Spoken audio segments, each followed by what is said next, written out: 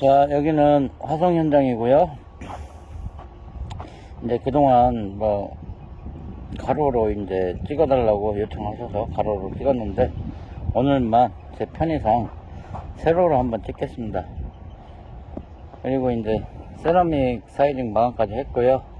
징크 일부 후레싱 마감을 쳐야 되는 상황이고, 이제 물 내림통을 수전으로 또 내려야 되는 상황입니다. 일단 제가 이제 세라믹은 아부 스타터하고 창문 후레싱만 해주고, 이제 제가 그 이천 현장에 갔다 왔고요. 여러분들이 어떻게 생각하실지 모르겠지만 저는 생각보다 상당히 바쁘게 살아갑니다. 그렇기 때문에 여러분들한테 일일이 응대해 드릴 수 없고요. 댓글도 예를 들어서 바로바로 못 따라드리는 부분들도 있습니다. 그 이유는 뭐냐면, 저는 보통 기본적으로 일은 6시, 7시까지 해드리고요. 경우에 따라서 더 늦을 수도 있고요. 이제 그런 부분도 있고, 상당히 바쁘게 살다 보니까 시간이 없는 부분들도 있어요. 또 현장에 찾아오시는 분들하고 또 저녁 식사하면서 소주 한잔 먹을 때도 많고요.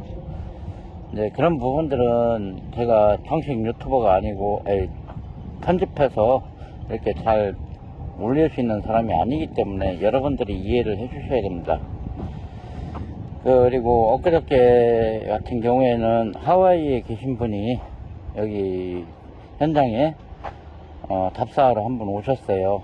멀리 계신 분이다 보니까 저도 이제 또 남의 나라 일도 궁금하고 건축판이 어떻게 돌아가는지도 궁금하고 반가운 마음에 같이 대화를 좀 나눴었는데, 미국에서는 목수들 인건비가 한국 금액으로 한 35만원 정도 된답니다. 그리고 용접사 같은 경우에는 고급 기술이라 고급 기술로 취급을 받아서 60만원 줘도 데려다 쓰기가 어렵다는 말씀들을 하셔요. 그러니까 용접사 분들도 화이팅 하시고, 물론 용접사라고 해서 다 같은 용접사가 아닙니다. 그렇기 때문에 기술자 분들도 어느 정도 숙련된 기능을 익히기 위해서 항시 노력해야 되는 부분들이 분명히 있습니다. 그리고 정석대로 배우신 분들은 사람이 대기만성이라고 하는데, 그 힘든 과정을 거치고 나면 나중에는 이제 용접에 대한 그런 부분들이 자유롭게 가는 부분들이 있어요. 그렇기 때문에 용접을 배우실 때는 정석으로 배우시는 것을 추천드립니다. 물론 저한테 와서 제가 가르쳐 드리는 분들한테는 가급적 정석을 가르쳐 드리려고 저는 노력을 해요. 야로보다, 예를 들어서 그냥 각파이프 떼올 수 있는 정도, 이런 거보다 원초적인 거, 이런 것들을 이제 연습을 제가 하라고 말씀을 드리고 손도 잡아 드립니다. 솔직한 말로 용접 한 석 달 하루에 2시간씩 저한테 와서 연습하시면 용접사 될 수 있어요. 될 수 있는데, 그 다음부터는 이제 응용 과정입니다. 응용 과정. 그래서 그런 얘기도 나눴고, 이제 그 하와이 쪽에는 1년 12달 연중 기온이 25도 정도 유지가 된답니다. 습도도 없고 춥지도 않고, 그렇기 때문에 바닥 난방을 거의 안 한다고 그래요. 근데 평당가로 한번 저희가 환산을 한번 해보니까 하와이에서 짓는 주택들이 평당가가 대략 900만원 정도 되는 것 같습니다. 900만원 정도 되는 것 같고요.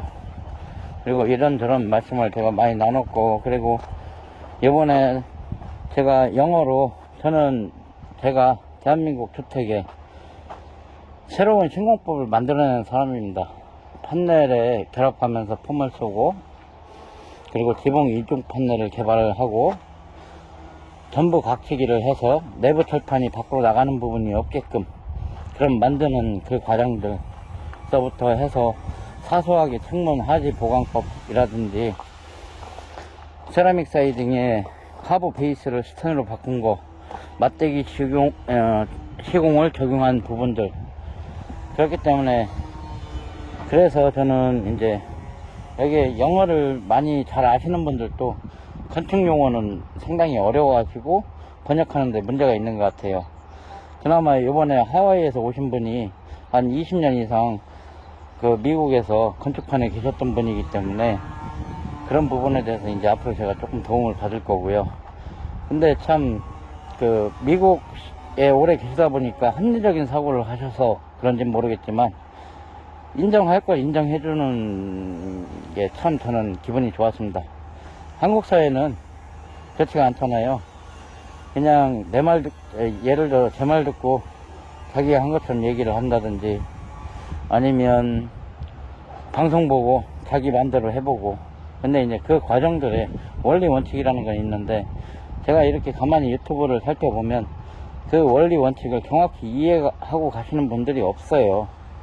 그러니까 쉽게 얘기해서 기능을 그 정도로 오랜 시간 인고의 과정을 거치지 않는다는 얘기입니다. 인고의 과정을 거쳐야만 나올 수 있는 얘기들이 분명히 있습니다.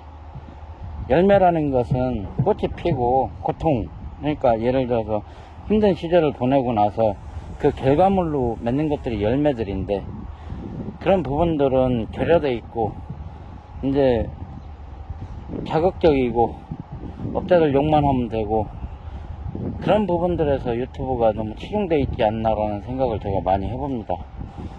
그래서 좀 안타까운 대한민국 현실이고요.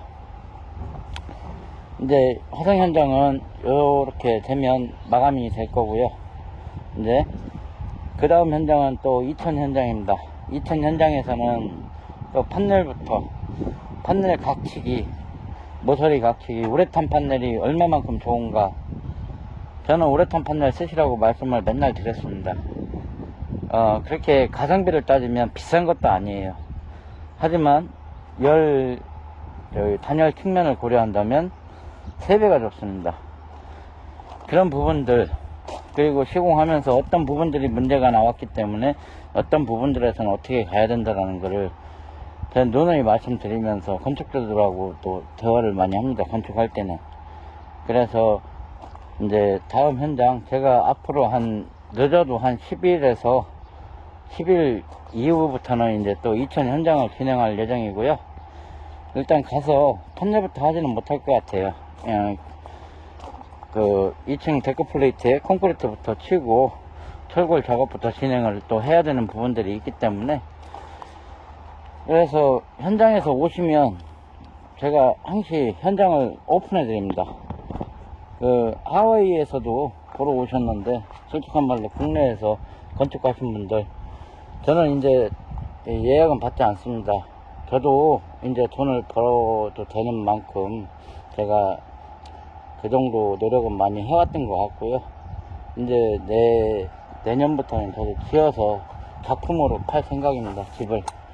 제가 짓는 주택은 남들하고 틀립니다 라는 것을 제가 지금까지 증명해 왔고, 그 증명한 틀 안에서 저는 이제 작품을 할 예정입니다.